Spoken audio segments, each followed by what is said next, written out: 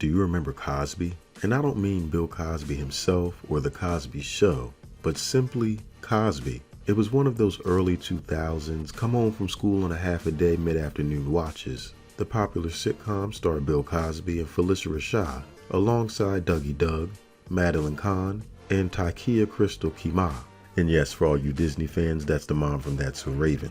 The show aired between 1996 and 2000 on CBS in the much-coveted 8 p.m. primetime slot. This series revolves around Hilton and Ruth Lucas, a retired couple living in New York City. This series humorously explores their post-retirement life, including the challenges of parenting adult children and navigating the quirks of community relationships. At the start of the series, Hilton is particularly jaded, struggling with his forced retirement, which sets the tone for many of the comedic situations that unfold throughout the series. The chemistry between Cosby and Rashad is undeniably palpable, but it almost never happened. Thelma Hopkins, best known for her role as Aunt Rachel from Family Matters, the mom from Half and Half, and as one-third of the 70s group Tony Orlando and Dawn, was initially slated to play the role of Ruth. The role was eventually granted to Rashad because of her natural improvisational skills. The show embraced many classic Cosby-style tropes, particularly Hilton's deep affection for children, a hallmark of his character. In a nod to this tradition, Jurnee Smollett portrayed a neighborhood child whom Lucas and Ruth frequently looked after. Additionally, the couple had adopted a son,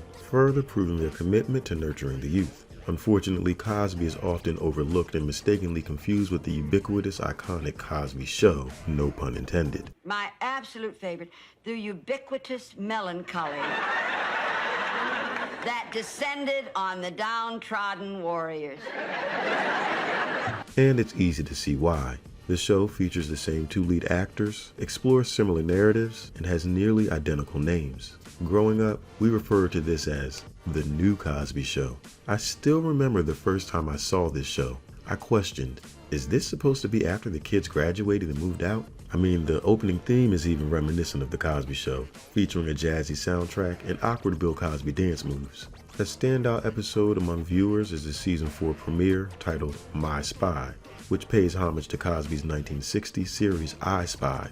In this episode, Hilton drifts off to sleep while watching a marathon of the show, only to dream that he and his former partner are back on the case in Hong Kong, with Robert Culp returning to reprise his legendary role. Despite never escaping the shadows of the Huxtable legacy, the show still managed to pull in anywhere between 8 and 16 million viewers throughout its 4-season run. I mean, a rating success by normal standards, but these numbers seem to be small compared to The Cosby Show, which produced double and triple in the Nielsen ratings.